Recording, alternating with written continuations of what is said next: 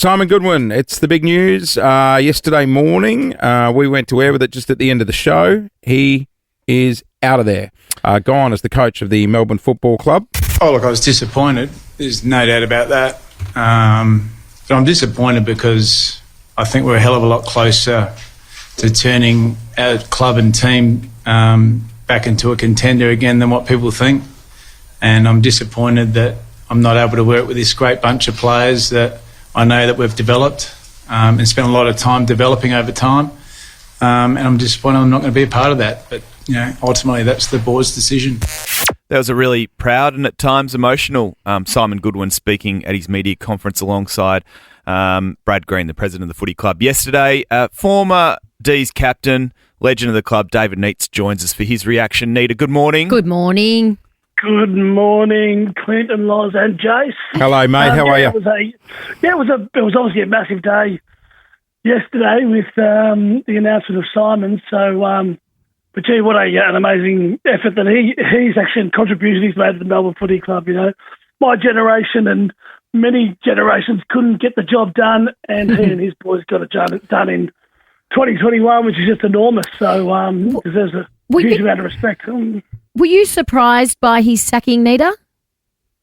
I don't know whether I was absolutely gobsmacked by it. I think that there's been a lot of chatter around through Melbourne supporters and whatnot, just about with the list and the inability to sort of make it into finals. There's a bit of chatter around, but so I wasn't totally surprised. Would I have done it? I'm not sure, but I suppose I guess there are arguments for keeping Simon around. I thought probably after round 5 this year, we changed the way we started to play a little bit. Yeah. We moved the ball a bit quicker through the middle of the ground, so that could be an indication of keeping him. But then obviously when you look at the win-loss, it's a performance sort of game. In the end, the win-loss sort of shows a downward trend, so you can understand there's a bit of urgency for success. So, Dave, Clint got quite emotional earlier this morning just thanking him on behalf of being a fan of getting them a premiership. As a former player, obviously you would have felt very similar, but do you think the buck stops with the players? Well, I think there's always a combination of things, and when things don't go well at a footy club, and I think everyone has to probably have a bit of introspection about it, including the board, the way they go about things over the past few years. Simon will be doing that, I'm sure, and also some of the players. So it's a whole of club scenario when things don't. I just feel like the coach always seems to be the fall guy. Yeah, Nita, you were speaking to that. I think you were captain when Neil Danaher was given the boot in his time. Paint a picture for us. How would those players be feeling today? What's it like being a player when your coach is given the flick? Yeah, it's really. I was really flat and really low. I sort of reflect on Max a little bit because he's obviously at that stage. I was with Neil for probably 8 years as captain and coach, and probably a similar thing with Max. You just go through the journey. You go through a lot. You understand what you're trying to strive towards, and then that gets taken away from you, and it's a really flattening process. And I guess at the time with Neil, we knew there was heat, there was pressure on Neil, and it's always disappointing when when he got the flick. I was upset and angry, and I expect probably Max's fairly similar things. Yeah. All right, moving forward and looking forward, Dave Neitz, who would you like to see coaching the Mighty Demons? Any chance of you getting out behind the bar at Brumanity and getting down there? There's no chance of me getting out behind the bar at Brumanity and doing anything. That'd be a horrible story.